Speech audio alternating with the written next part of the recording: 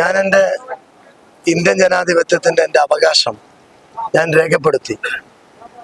ജനാധിപത്യത്തിൻ്റെ ഉത്സവമാണ് ഓരോ ഇലക്ഷനുകളും. എൻ്റെ സ്വന്തം ബൂത്തായ മഞ്ചേശ്വരം പഞ്ചായത്തിലെ ബൂത്ത് നമ്പർ 22 ബഡാജ സ്കൂളിലാണ് ഞാൻ വോട്ട് രേഖപ്പെടുത്തിയത്. തീർച്ചയായും രാവിലെ മുതൽ നല്ല പോളിംഗ് ആണ്. ഏറ്റവും മികച്ച പ്രതികരണമാണ് ജനങ്ങളിൽ ലഭിച്ചുകൊണ്ടിരിക്കുന്നത്.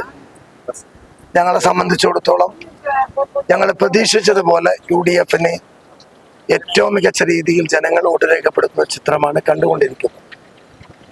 BJPക്ക് വേണ്ടിയിട്ട് കർണാടകയിൽ ഒരുപാട് മിനിസ്റ്റർമാരൊക്കെ പ്രചരണം നടത്തുന്നുണ്ട്. അതൊക്കെ എങ്ങനെ കാണും?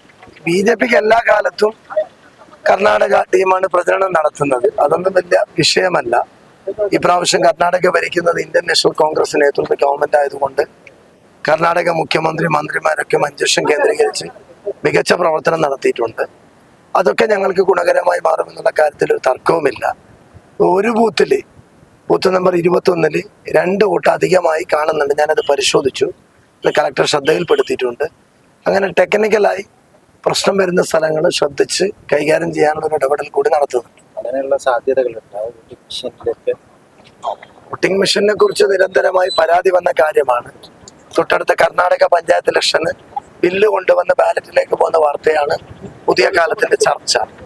ഞങ്ങളെ സംബന്ധിച്ചിടത്തോളം അങ്ങനെ ഏതെങ്കിലും രീതിയിൽ മിസ്റ്റേക്സ് വരുന്ന കേന്ദ്രങ്ങൾ ശ്രദ്ധിച്ച് ഞങ്ങൾ ഇടപെട്ട് ബന്ധപ്പെട്ട ആളുകളുടെ ശ്രദ്ധയിൽപ്പെടുത്തുന്നു.